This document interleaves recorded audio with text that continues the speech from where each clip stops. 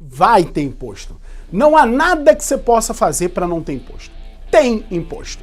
Paga imposto para isso. Paga o ITCMD, Imposto sobre Transmissão, Imposto de Transmissão sobre Causa-Mortes ou Doação. Ou seja, o mesmo imposto sobre herança e doação. Então, cada estado vai chamar de um jeito. No Rio, por exemplo, chama de ITD, ok? Então, vai pagar esse imposto sim. E aí você vai me perguntar, mas qual vai ser a diferença, Márcio? Se vai ter que pagar imposto? E mais, Márcio, por que alguém vai querer gastar hoje o que pode gastar só um dia? Por que alguém ia querer fazer isso? Márcio, e nem será ele. Nem vai ser ele que ia gastar. Seria o filho dele que ia gastar um dia. Por que a pessoa vai querer fazer isso hoje? E eu te digo, o primeiro motivo é o perfil de cliente de holding familiar. A grande maioria do cliente que chega para nós, que chega para todos os meus alunos, a grande maioria dos meus clientes são pessoas com mais de 60 anos. E quando eu falo de maioria, eu falo de 85% são pessoas com mais de 60 anos. E as pessoas que estão numa idade mais avançada, elas não pensam como você que talvez tenha menos idade. Não pensam. Elas têm a clareza de que a vida não é eterna. Elas têm essa clareza e elas têm a clareza de que elas precisam fazer algo em prol dos seus filhos. Ela tem a clareza que precisa deixar os filhos com uma situação organizada. Existem pessoas que são fora da curva? Existem. Existem pessoas que não estão nem aí para os filhos? Existem. Mas a grande maioria, inclusive, tem até um senso de proteção exacerbado, que acredita que os filhos podem alcançar menos do que eles podem de verdade. Os filhos podem ir mais longe sozinhos, mas eles precisam deixar organizado meus filhos, senão já era. Então esse perfil de cliente é um primeiro motivador. O segundo motivo é justamente porque o prejuízo futuro não vai ser dele. Justamente porque o prejuízo não vai ser dele, é que ele vai querer esse sistema. Sabe por quê? Porque você talvez pense assim, olha, isso aqui pode me dar um prejuízo lá na frente se eu não agir rápido e tudo mais. Talvez você faça, talvez não. Mas se isso significar um prejuízo para o seu filho, a coisa muda de figura. Ou pior. Quer saber o que dói mais para um sujeito de 60, 70 anos do que um prejuízo para o filho? Um prejuízo para os netos. Nossa Senhora! Aí, meu amigo, aí a coisa aperta mais ainda. E tem ainda um terceiro motivo, que é, olha só, muita economia comparada ao inventário. Muita economia. Economia onde? No imposto. Márcio, mas peraí, você falou que vai pagar imposto. Como assim? Qual vai ser a diferença? Olha aqui comigo, vamos lá, vem aqui comigo. Imagina a seguinte situação. O sujeito tem um imóvel que ele adquiriu há 20 anos atrás, por exemplo, por 450 mil reais. Poderia ser qualquer valor, tá? Eu tô dando esses exemplos só para ilustrar. O sujeito tem um imóvel que ele adquiriu há 20 anos atrás por 450 mil reais. Aí teve Copa do Mundo, Olimpíadas, boom imobiliário, né? Aquela coisa toda, tudo. Esse imóvel dele passou a valer 2 milhões de reais.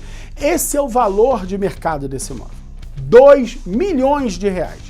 Agora olha aqui comigo no quadro, aqui na televisão, olha só isso.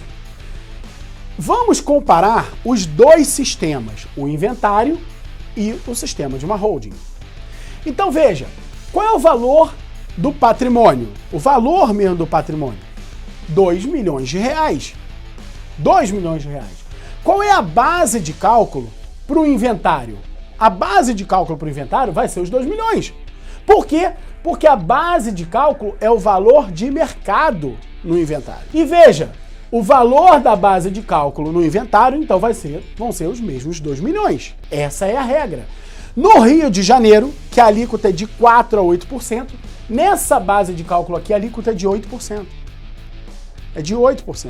Márcio, mas peraí, você está falando de imóvel de 2 milhões de reais e tudo mais. Eu vou te falar uma coisa, qualquer família de classe média no Rio de Janeiro tem um bem imóvel cujo valor de mercado é acima de 1 milhão de reais. A grande maioria da classe média no Rio de Janeiro, por exemplo. A grande maioria.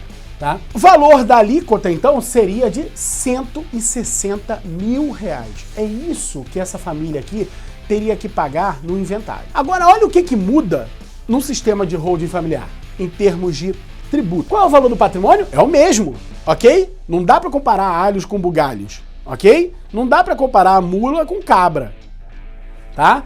Então, é o mesmo comparativo, é a mesma situação, mesmo imóvel, R$2 milhões. Qual é a base de cálculo do sistema da holding que a gente estipula? É o valor que está na declaração de imposto de renda e não o valor de mercado. E aí a gente consegue fazer pelo valor que está na declaração, que normalmente é o valor da aquisição, R$450 mil. 450 mil. Moral da história, a alíquota que varia de 4 a 8 no Rio de Janeiro deixa de ser 8 e passa para 4. Então deixa de ser 8 sobre 2 milhões e passa a ser 4 sobre 450 mil. Isso reduz para 18 mil reais.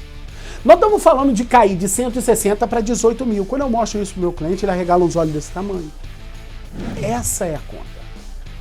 É isso que motiva as pessoas. Ah, deixar o patrimônio organizado é muito bom, que não sei o que, tudo mais e tal. Mas o que motiva as pessoas é a possibilidade de fazer com que elas economizem para os filhos dela esse montante aqui. Então aqui tem algumas diferenças entre os dois cenários. A primeira diferença, é claro, é o valor. A primeira diferença é óbvia. Tá aqui, o cliente já viu. É óbvia. É uma diferença de 142 mil reais, é quase 90% mais barato. A segunda diferença já não é óbvia. É a possibilidade dessa família, inclusive, se o valor for... Imagina só, aqui nós estamos falando de 18 mil, uma família que tem esse patrimônio, às vezes consegue pagar isso aqui à vista. Ou junta 2, 3 meses, ele consegue pagar. Ok? Agora, às vezes o patrimônio é muito alto e fica difícil, ele pode parcelar isso, coisa que não dá para fazer no inventário. Porque aqui você consegue fragmentar os atos e consegue fazer um parcelamento disso aqui na prática. E a terceira diferença, na minha opinião, é a maior diferença de todas, que não tem nada de óbvio e precisa ser dita para o cliente. A terceira diferença é perda patrimonial zero. Sabe por quê? Aqui a família que tem um imóvel de 2 milhões, esse sujeito não tem 160 mil lá na cadeiretinha de poupança dele, até porque se tivesse, o valor do inventário não era 2 milhões, era 2 milhões e 160. E não estaria no bolso do filho, estaria no bolso do pai a ser inventariado também. Moral da história, uma família com essa formação patrimonial dificilmente tem um filho com 160 mil reais no bolso para entregar para o governo para pagar imposto. Dificilmente. Moral da história, o que essa família tem que fazer? Vender o imóvel. Quantas vezes eu já ouvi aquela lástima assim, olha, teve que vender um dos imóveis para pagar o inventário. Cara, como se fosse normal. Isso é roubo! É inadmissível que a família brasileira passe por isso. Você não pode admitir, você não pode aceitar. Você, advogado, não pode ser complacente com um troço desse. Tá errado. Tá errado. E nós temos solução, pô, para entregar para essa família. Então veja, no momento que eu falo assim, aqui o teu filho tem que vender um imóvel. Aqui não. Aqui a montagem do sistema cabe no seu bolso. Então por mais que você gaste, a perda de patrimônio é zero. Então a perda patrimonial é zero. Zero a perda patrimonial. Essa diferença é incrível, incrível, incrível. E é por isso que a gente não tem dúvida que depois de fazer algumas centenas de holdings, depois de ter uma meta, esse ano, eu estou divulgando os números para meus alunos estão acompanhando. A nossa meta esse ano é chegar a 500 holdings em um ano, meu escritório. Em um ano. Estou divulgando todas as nossas metas e meus alunos estão acompanhando todas as nossas evoluções. A perda patrimonial é zero. É zero. E todo cliente que tem patrimônio tem interesse nisso aqui. Então a perda patrimonial é zero. E aí, vamos lá. Por que o cliente vai querer fazer isso agora? Será que ele não vai procrastinar e deixar para um dia?